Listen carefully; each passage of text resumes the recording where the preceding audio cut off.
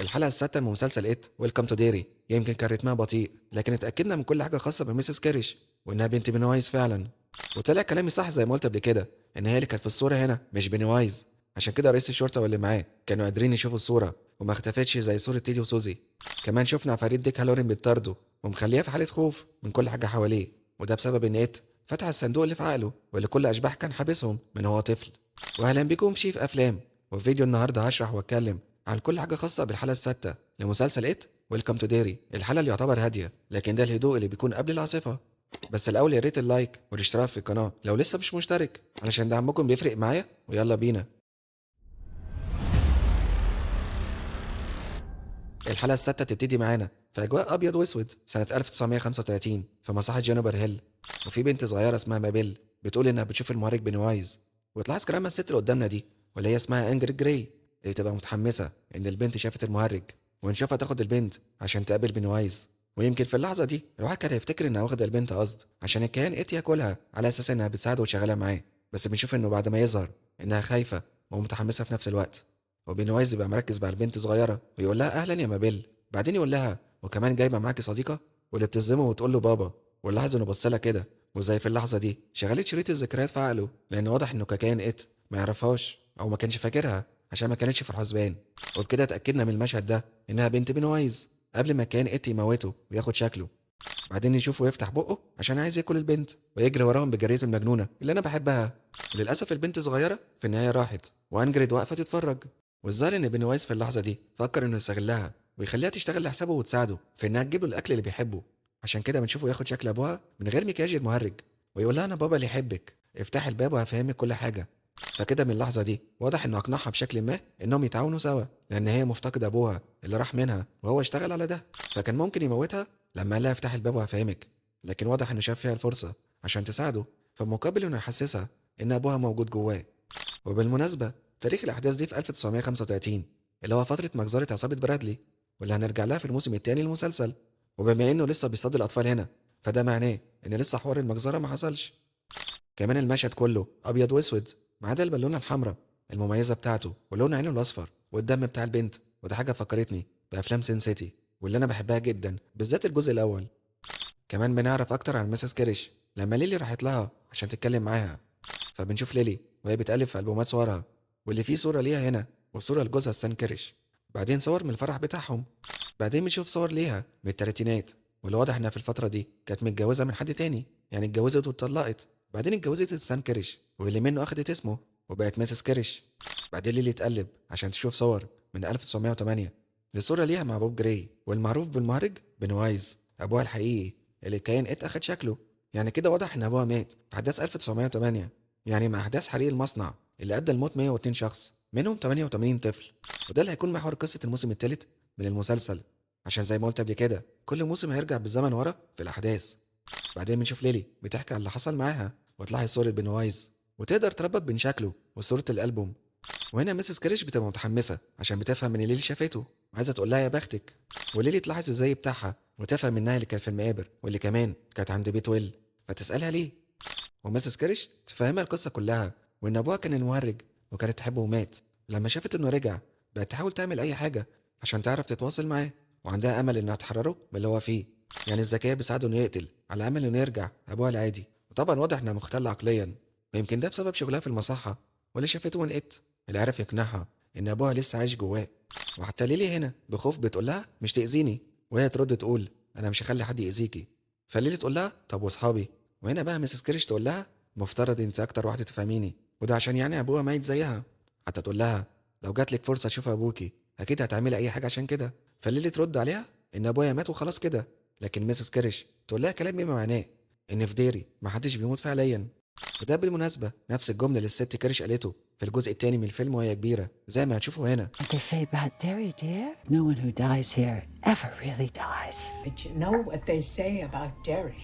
No one who dies here ever really dies. بعدين ليلي تطلع خنجر الفضاء اللي معاها واللي مش بتسيبه خالص وتديها واحدة في ايديها وتهرب منها، بس تاخد علامة كده على ظهرها زي ما احنا شايفين.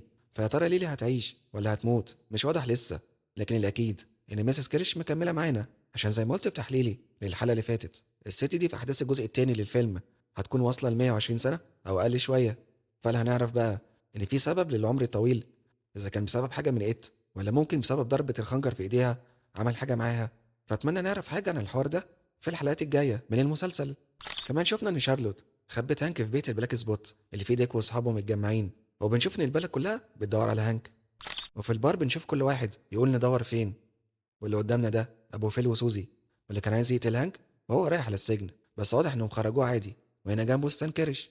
وفي وسط ما كل واحد بيحاول يخمن يا ترى هانك مستخبي فين، رئيس الشرطه باورز بيدخل يقول لهم انه عارف مكانه، ويقول ان في ست كلمته وما قالتش اسمها، قالت هو مستخبي فين. طبعا الست الغامضه دي هي اكيد ميسيس كيرش. يعني حوار قصه الحب مع هانك كذب، هي دبسته، وغالبا السبب في هروبه عشان توصل للحظه اللي كل حاجه فيها تولع، عشان خاطر بس ترضي بينوايز وتتكلم معاه. وحاسس ان الست دي هيكون لها علاقه برضه بحوار مجزره برادلي. وغير بقى حوارات ميسيس كيرش اللي الحلقه ركزت عليها، شفنا ليروي بيضرب ويل بالقلم قدام امه، وويل يقول له انت الكائن استحوذ على دماغك. وحتى ليروي يبقى مستغرب نفسه ومش عارف اعمل كده ازاي. وده غالبا زي ما قلنا ان العنف من تاثير الكائن ات، واللي عرفنا انه اثر على الميه في ديري. عشان كده الناس في ديري غريبه وعنيفه، بالذات في الفتره اللي ات بيكون قرب انه خلاص مدته ويختفي. بعدين بنشوف ويل مع ليلي ومارجي وريتشي وروني، وليلي بتوريهم الخنجر وتقول لهم على اللي حصل معاها في المجاري، وانها كانت هتموت بس بسبب الخنجر بعد ومشي وسابها. ولما تقول لهم ان عايزه ترجع المجاري عشان يقتلوا ايد بالخنجر، بنشوف خناقه بينها وبين روني. ولاحظ ان ليلي متمسكه قوي بالخنجر، مش عايزه حد غيرها يمسكه، وده ممكن بسبب اللي حصل من ماتي وانه طلع الكائن ات، فبقى ما عندهاش ثقه في اي حاجه. كمان في المشهد ده بنشوفهم كلهم بيتخانقوا في الكلام، زي بالظبط مشهد فيلم افنجرز لما بروس بانر وايرون مان وكابتن امريكا كانوا شادين مع بعض في الكلام، وده عشان السبتر بتاع لوكي كان في الأوضة ومأثر فيهم. حسيت من شكل المشهد ده إن الخنجر ممكن بيعمل حاجة سلبية في المحيط بتاعه زي حوار سلوجان لوكي، وده ممكن عشان الخنجر جاي من الصخر اللي كان السجن بتاع الكائن ات. فهو الكائن بيخاف منه لكن متأثر بالشر بتاعه. حتى روني بعد ما مشيت وسابت ليلي ويل جري وراها، قالت له إنها حست إنها افورت شوية في الكلام وزودتها، فممكن الخنجر كان السبب فعلا. وبرغم كل حاجة بتحصل فريتشي ده بقى في حتة تانية، الواد تحسه عايش في عالم موازي من كتر ما هو معجب بمارج. ونشوفه في المدرسة بالدقيقة بتاعت عين القرصان، ومارج بيخوف شلة البنات اللي شايفين نفسهم. ونشوفهم سوا في الآخر بيطبلوا ويرقصوا في البلاك سبوت، واللي قبلها روني راحت مع ويل تقابل أبوها هانك. بعد كده بنشوف ديك هالورين زي في حالة صدمة وبيشرب كتير، وده مش عشان ينسى، ده عشان الشرب بيقلل القدرات بتاعته، وده حاجة عرفناها من فيلم دكتور سليب. فكان داني اللي قدامنا ده جه عليه فترة بيشرب كتير، وده عشان ما يشوفش الأشباح والناس الميتة، لأن الشرب بيأثر على قدرة الشاين بتاعتهم. عشان كده ديك بيشرب عشان يحاول على قد ما يقدر ما يشوفش أشباح وناس ميتة. وهنا بنشوف ليروي بيتكلم معاه، وديك يعرفه باللي عمله ايت معاه وانه دخل عقله وفتح الصندوق، ودلوقتي بقى يشوف ناس ميتين في كل مكان. وبنفهم انه لو اتكلم مع حد ميت ممكن يعرف منه اي حاجه. وليروي يقول له جرب يمكن تعرف فين اماكن الدعامات، بس ديك يبقى خايف ويرفض، مش عايز يدخل نفسه في حوارات الميتين والاشباح بسبب الاصوات والصريخ اللي ممكن يعملوه. بعد كده بنشوف ايت يهاجم ليلي في الفصل على شكل ابوها المخلل، وبما ان الخنجر منور هنا يبقى كان هو فعلا موجود مش حاجه تتخيلها. وطبعا كل اللي في الفصل بيتاكدوا انها مجنونه عشان شايفينها بتكلم نفسها. وفي الاخر بنشوف بيت البلاك سبوت رقص وموسيقى وغنى والناس مبسوطه وفرحانه، لحد ما جماعه رئيس الشرطه بتروح لهم ولابسين اقنعه عشان محدش يعرفهم.